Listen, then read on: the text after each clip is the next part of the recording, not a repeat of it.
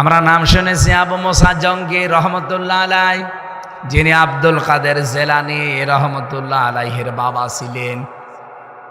আমার মতো যুবক বয়সে তিনি যাচ্ছিলেন নদীর পাশ দিয়ে, পানির পিপাসায় ক্ষুধার যন্ত্রণায় প্রায় সারা দিনের না খাওয়া শরীর, পানি খাওয়ার জন্য নদীতে নামলেন। হঠাৎ দেখে একটা আপেল ভেসে আসতেছে পানি দিয়ে, ক্ষুধার যন্ত্রণা সহ্য করতে না পেরে তিনি খেয়ে ফেললেন। চিন্তা করলেন আমি কার আপেল খেলাম। উনি ওনার মায়ের কাছ থেকে শুনেছিলেন যে কারো জিনিস না বলে খাওয়া, না বলে নেওয়া, এর নাম চুরি। এর নাম বলেন না কেন? কারো জিনিস না বলে খাওয়া, না বলে নেওয়া, এর নাম আরেকবার বলেন। আর আগস্টের 5 তারিখের পর থেকে যেটা আরম্ভ হয়েছে, যাওয়া ফল আমি খেয়ে ফেলেছি, দয়া করে আমারে মাফ করে দেন, এ দাবি আপনি আর রাখবেন না। মুরব্বী লোকটা বিচক্ষণ ছিলেন, তিনি আলেম ছিলেন। ডাক দিয়ে বললেন, বাবা আমি তোমারে মাফ করতে পারি, কিন্তু বাগানের আসল মালিক আমার মেয়ে। লোকটা চিন্তা করলেন এরকম তাকওয়াবান, এরকম আল্লাহর ভয়ওয়ালা সন্তান আমার একটা দরকার। বাড়ির ভেতর থেকে ঘুরে আসলেন, বানিয়ে বানিয়ে বললেন আমার মেয়ে বলেছে মাফ করে দেবে, কিন্তু আমার বাড়িতে 12 বছর কাজ করা লাগবে।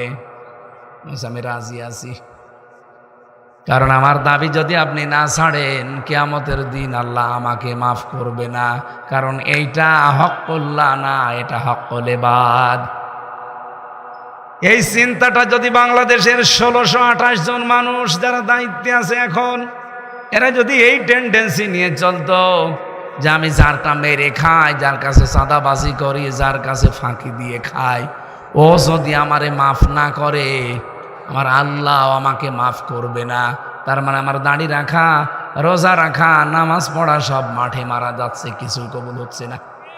বলেন তো এই দেশটা পরিবর্তন হতে 16 ঘন্টায় যথেষ্ট? হ্যাঁ, এটা একটা পদ্ধতি, একটা রাস্তা। এই পদ্ধতিতে মানুষ ভালো বানানো যায় আল্লাহর তাকওয়া দিয়ে, ভয় দিয়ে। আর একটা আছে আইন। আইনগুলো আল্লাহ দিয়েছেন এই কারণে, যখন এইগুলোই কাজ হবে না তখন আইন এত কড়াকড়ি করা লাগবে যেন বাধ্য হয় ভালো হতে। এই জন্য এই যে ছিনতাই, চাঁদাবাজি, বিশেষ করে ডাকাতি বেড়ে গেছে এখন, কোপ দিচ্ছে যেখানে সেখানে। এই কারণে আজকে স্বরাষ্ট্র উপদেষ্টা অলরেডি ডাইরেক্ট ওপেন ঘোষণা দিয়েছে, কেউ যদি কোনো চাঁদাবাজ, কোনো ডাকাত, কোনো চোর, কোনো ছিনতাইকারী ধরতে পারেন, পিটিয়ে মেরে ফেলবেন, কোনো অসুবিধা নেই। এটা আমার মনে হয় আরো বেশি করা দরকার।